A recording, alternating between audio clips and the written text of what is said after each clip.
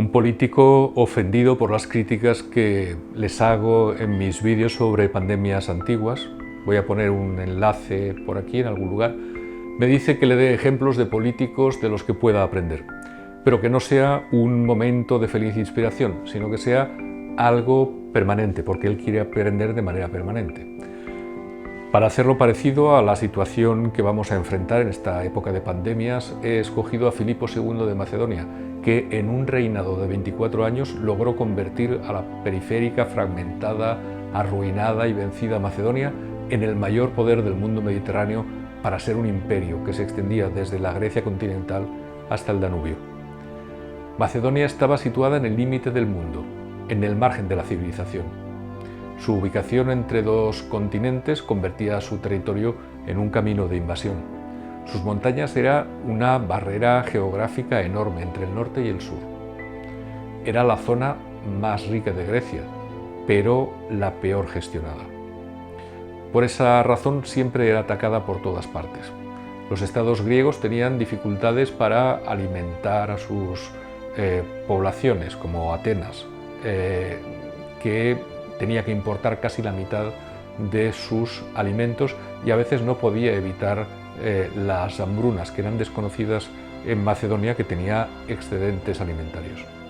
El suelo era fértil, la agricultura extensiva producía grandes cosechas de cereales y era también, y esto es muy importante, rica en madera, esencial para los barcos de la marina ateniense y de otras flotas de las ciudades-estados griegas que estaban en competencia. También existían allí muchas minas de hierro, de cobre, de plata, de oro. Era un territorio tan despreciado como codiciado.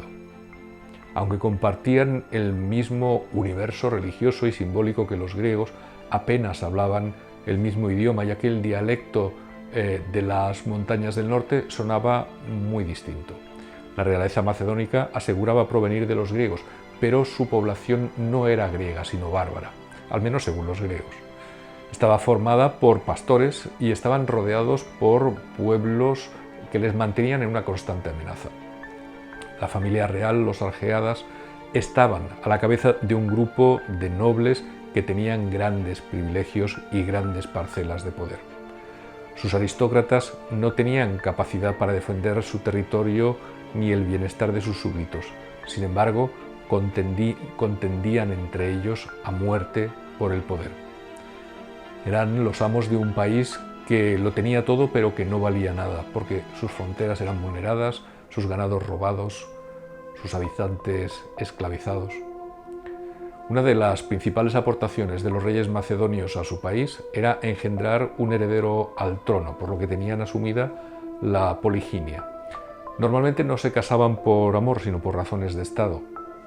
Eso, por supuesto, hacía que no soportasen a su esposa mucho tiempo y buscasen otra para ver si les iba mejor o tenía más suerte esa vez.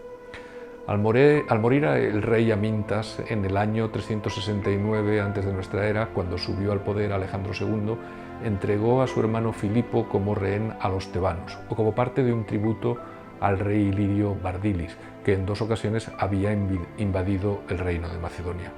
Filipo no vivió en un lugar en el que disfrutase de cariño y de protección. Es posible que, según cómo sea su familia, sea mejor que un adolescente como Filipo viva mejor lejos de ella, aunque sea como rehén en territorio enemigo. Grecia, como decía, es un país con poca madera, pero en Macedonia existía en abundancia. Tebas se llevó a Filipo y a otros rehenes para garantizar que se cumplirían los acuerdos, porque tenían grandes intereses en Macedonia, ya que sus bosques proveían de madera a Atenas, lo que le permitía mantener una flota colosal, de donde recibía un gran poder. El tebano Pelópidas tenía la intención de debilitar a Atenas, dejando a esa ciudad sin materia prima para sus astilleros y obteniéndola a Tebas para reforzar su armada, con lo que quería deshacer la alianza política y militar y económica de Atenas con las islas, de donde venía todo ese gran poder. Filipo, por tanto, pasó su adolescencia como rehén. Para él, miembro de la familia real, era una situación desde luego no deseada ni buscada, pero tal vez la otra opción no era mejor. Su familia era tan complicada que a estas alturas no sabemos si Eurídice, su madre, era una madre abnegada o era una asesina. En esa época de muchacho, cuando tal vez estuviese dejando de soñar la vida y empezase a planificarla, se dio cuenta de que no todo sale como uno espera, que la vida no es solo el resultado de lo que planificas y de las decisiones que tomas, sino que también interviene de manera decisiva todo lo que sucede, todo aquello que acontece de manera inesperada e imprevista que cambia el rumbo que has trazado. Tal vez si no hubiese sido rehén, Filipo habría sido otro oscuro monarca para Macedonia, pero supo cambiar las situaciones no deseadas para convertirlas en oportunidades para conseguir su máximo potencial. El cambio es una actitud que empieza con la transformación personal. No existe un cambio más intenso o más radical que el de cambiarse a sí mismo. De otra manera, Filipo habría sido un rehén más en Tebas, en la época en la que la ciudad tuvo la hegemonía de Grecia durante un breve periodo de tiempo, entre el 371 y 362 de nuestra era, mientras allí estuvieron los mejores generales de Grecia. Viviendo en la casa de Pamenes en Tebas, conoció a Epaminondas, experto en innovaciones estratégicas. Filipo llegó a Tebas hacia el 368 a.C. de nuestra era, a la edad de 15 años, como parte de la garantía de un acuerdo impuesto. Los tebanos probablemente consideraban a Filipo no un príncipe, sino un campesino sin civilizar. ¿Has estado alguna vez rodeado de enemigos, conviviendo con ellos?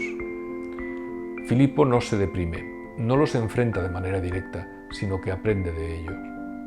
De Filipo nosotros aprendemos que el primer paso para cambiar el mundo consiste en cambiarse a sí mismo.